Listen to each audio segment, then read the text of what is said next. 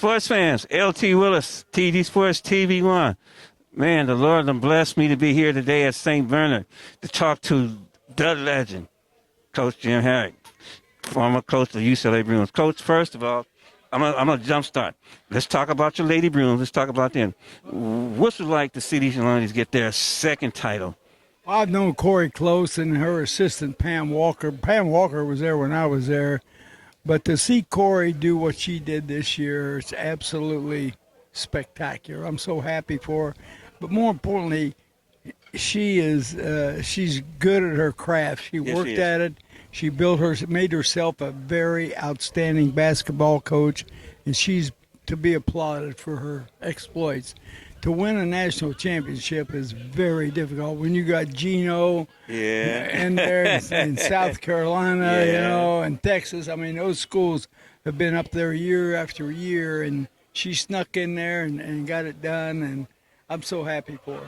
Okay, let me ask you this question. How did you get your starting coaching? What made you decide you want to become a basketball coach? Well, I got hired as a JV basketball and JV baseball coach at Morningside High School. Okay. And I spent 9 years there. And okay. In 1973, we had #1 high school team in America. Okay. And I got an opportunity to be an assistant coach at Utah State. And I went up there for 4 years. And then my real break came when I got hired at UCLA as an assistant coach under Gary Cunningham. I remember. We were there 2 years and got the Pepperdine job. And I was out at Pepperdine for 9 years, UCLA for 8. And I was at Rhode Island for 2 and Georgia for 4. And I spent 5 years around the NBA.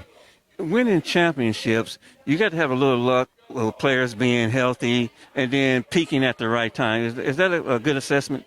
That's a good assessment, and I've gone into that tournament injured and hurting, and you get your brains beat out, and sometimes there's a bad call, sometimes you get in foul trouble, sometimes guys make unbelievable shots on you, but it was our time, and we had a great run, had a great group of kids with the O'Bannon brothers and Tyus Edney and George Zedek and J.R. Henderson, Toby Bailey, and it was a wonderful, wonderful year for our basketball team. Okay, then let's talk about today. Let's wait this airplane pass over us.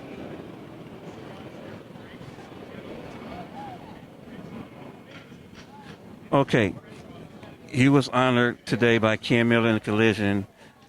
What did it mean to have this presentation here for you? Well, I've known Kenny Miller since 1979, and he's been a guy in basketball world for years, and I've always been great friends with him, and he named this award after me, and I come out here and give it to John Williams, one of the guys that I just admired my whole life. I've been here 65 years. Amen. And to see John Williams, it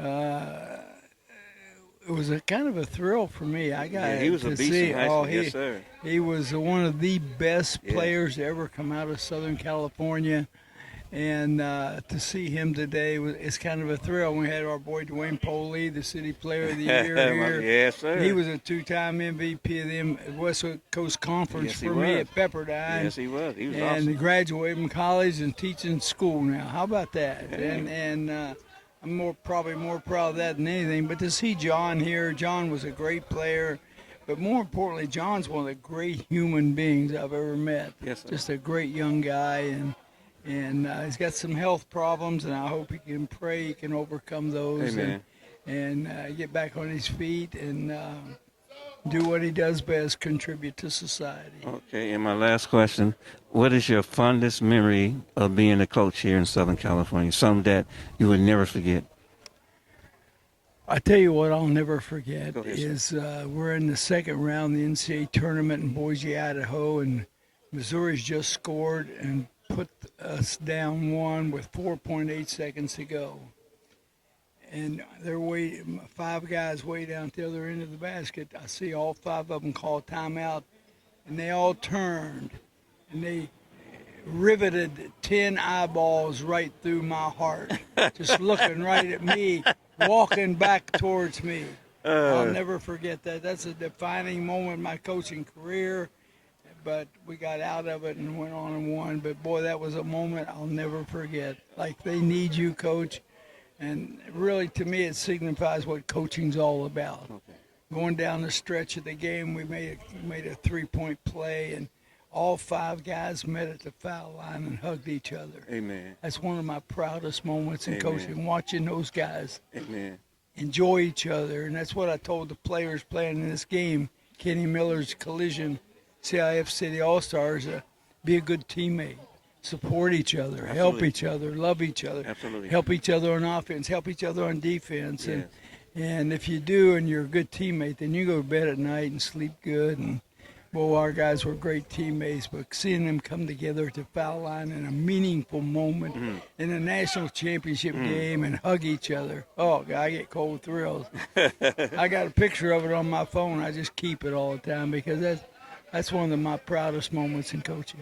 Well, sports fans, you heard it from the legend, Jim, UCLA Bruins championship and everything. We come back, we're going to close out with the man himself, Big John Williams from Crenshaw. I'll be right back.